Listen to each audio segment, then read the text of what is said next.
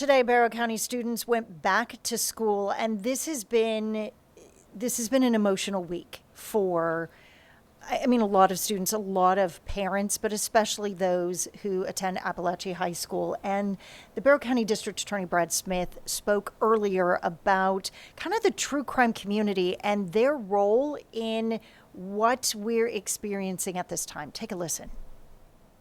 What I would like society to take away from this, and this was something that I didn't know existed, was this true crime community that's out there and the insidiousness of it. Whenever there's a mass shooting, I've noticed people are always wondering, well, do they vote for Trump or do they vote for Harris? Do they believe in this or do they believe in that? And that's us adults thinking, why would someone do this? But what I realized was with this true crime community, they don't have an ideology. They're not progressive. They're not conservative. They're just nihilistic. And they want to just cause harm and pain. And they revel in that. And so I want everyone to realize this is not harmless. The things they're doing online are not harmless. And we need to pay attention to when these kids start doodling these things on their notebooks and putting them on their backpacks and doing these things and putting pictures on their wall. Who is that person you just put on your wall? Why are they on your wall?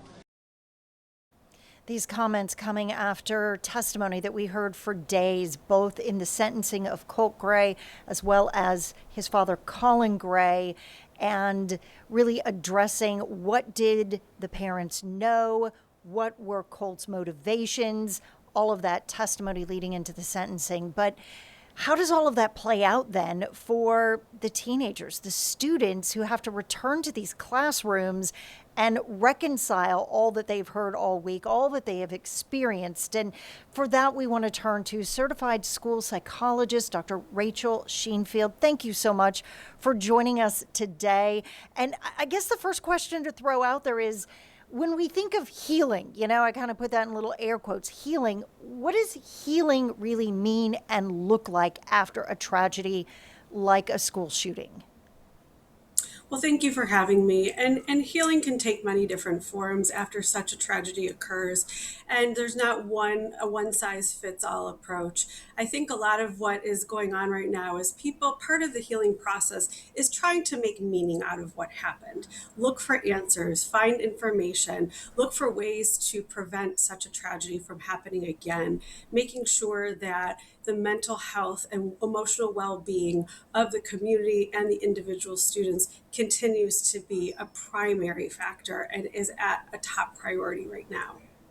As a parent, do you bring it up? I mean, I'm looking at the time. It's 3:22. Elementary schools are probably out at this point in time. High school's getting out. Middle school's going to be out in about an hour or so. When your kid walks in the door, do you say something or do you really let them lead the conversation? I truly believe in full transparency, of course, in the most developmentally appropriate format and language. I think allowing the child to lead with information and questions and giving them honest answers is really creating that space where they feel safe and they feel that they can go to a trusted person, particularly if it's a caregiver or somebody at school, to be able to share any information. I don't think it's a negative either if parents introduce the topic to them, albeit in a gentle way and albeit in a very thoughtful way, to particularly for kids who are at this age level that are very aware and can understand the tragedy that occurred, the impact that it has. And sometimes it can be something as simple as a check-in of like, how are you feeling about this? Do you feel like you have a support there? Do you feel like you know who to go to? Like on a larger level for the tragedy that occurred about those questions, but also moving forward of like, do you feel like you have somebody you can go to, or if you have a friend in need you can reach out to if they need that level of support, especially if they're struggling emotionally. I know after the Apalachee High School shooting, I spoke with my own teenage son, and his reaction was almost, well, that's something that happens somewhere else. That wouldn't happen at my school. We don't have students who would do something like that. As a parent, what do you do with that information? Because a part of me wants to be grateful that my child feels safe in his environment, and you don't want to burst that bubble. But at the same time, we know that this type of violence can happen anywhere.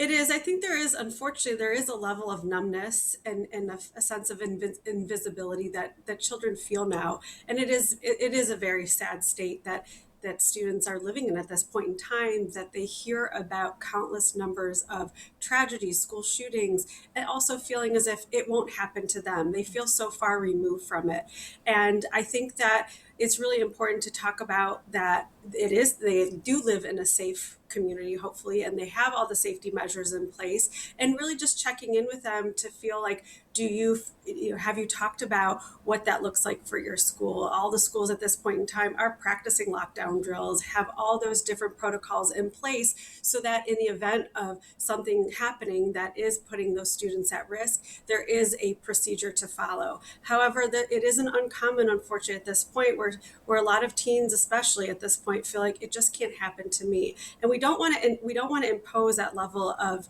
fear in them, but we also want to balance that with some level of reality here. And so part of that is a reality check of, do you feel safe? Do you feel like you know what to do in those situations? If you see something, do you know to say something? The standard phrase that we typically hear: don't keep it inside. If a friend is saying something to you, you see something posted online, you feel like there's somebody that's in need of help or in danger, don't stay quiet. Leading into this discussion, we heard that sound from District Attorney Brad Smith, and one of his thoughts was really, it seems, to parents to understand what your children are engaging in. What is that poster that's on the wall? What is that shooting, perhaps, that they are Google searching and trying to learn more about, and why? What's the motivation behind that? How do you kind of get that sense over to parents to be active in paying attention to what their children are learning and filling their heads with? I think it's really important for parents to have a pulse on what their children are involved with. So I think because social media has such a high level of prevalence now, to be really cautious of what's being posted on social media platforms, who the children are friends with, who they are following. Are they sharing personal information? Are they sharing detailed information about themselves? Do they have other accounts? That's not uncommon. They have a main account and they have some additional accounts that sometimes parents aren't aware of. Are there other signals or signs that the child is exhibiting that parents should have their eyes and ears open, whether that be a poster on the wall or seems to be a fixation with certain types of profiles, or let's say media, or they're watching certain kinds of shows or movies. That doesn't necessarily mean that they're in danger, but we really at this point in time have to pay attention to all the signs, in addition to, are there behavioral changes as well? Are they pulling back? Are they more withdrawn? Are they increasingly irritable? Are they showing some other signs related to their overall emotional well-being that's in conjunction with some of these other fixations or focus that could be a real signal for a call for help? I know sometimes parents talk with their teens, even if they do need to have that conversation. What you get in exchange is, sort of an eye roll. And some teens really do seem to be able to go with take all of this in stride and with a healthy perspective. Then there are the parents who drop their kids off, and it's the parents who have that just feeling of anxiety every time they have to drop their kids off at school. How do parents deal with their own anxiety without passing that on to their children? I think it's a real fear nowadays. I think for parents is to really wonder at this point in time, like, is my child safe when I drop them off at school and they walk through those doors? Are they going to be safe throughout that day? And it is a horrible feeling to have for parents of that unknown. And at the same time, trusting that there are all the measures in place, hopefully for the school and within the community, to keep those children safe. Unfortunately, there's no guarantees, and we don't have control over all the various factors that can go into these situations. However, I think it's really important for parents also to band together so that they, as a community, can ensure that their schools are taking all the safety measures possible, that if they have feedback to share with the schools, that they're able to do so, that they're part of a parent organization, whether it's the PTA association that can bring information back. I think it's really important. Parents don't have to operate in isolation. This is a common source of anxiety for so many parents nowadays. I think there's a part of it that we do have to normalize, that it is okay to be very scared. And we also have to trust that there's measures in place. And if there seems to be any gaps in safety measures that parents are noticing, I think it's really important to bring those up to the school, to the administration, and also talk alongside with other parents, because I think that's how true action happens.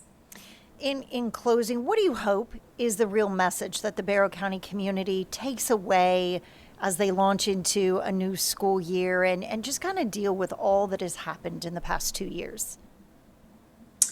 I think that's an excellent question. I think because of what they've gone through and the impact that it has on a community with all that's gone on, and the multi layers that go into this whole entire situation, I hope that they can find a renewed sense of hope for the upcoming school year. It's not about forgetting. It's not about the fact that this can have a continuous impact on the community, but hopefully to know moving forward that they are a strong community, and hopefully this is another indication that if there are any signs or signals that are indicating that a child is in distress, a child is showing any type of behavior at school, or people hear about it in the community, that they will do something about it, that they will say something, they will involve the appropriate authority figures, school administration, that it's not a wait and see approach. It's really about let's be proactive, and let's make sure that we're doing everything we can for the students' safety,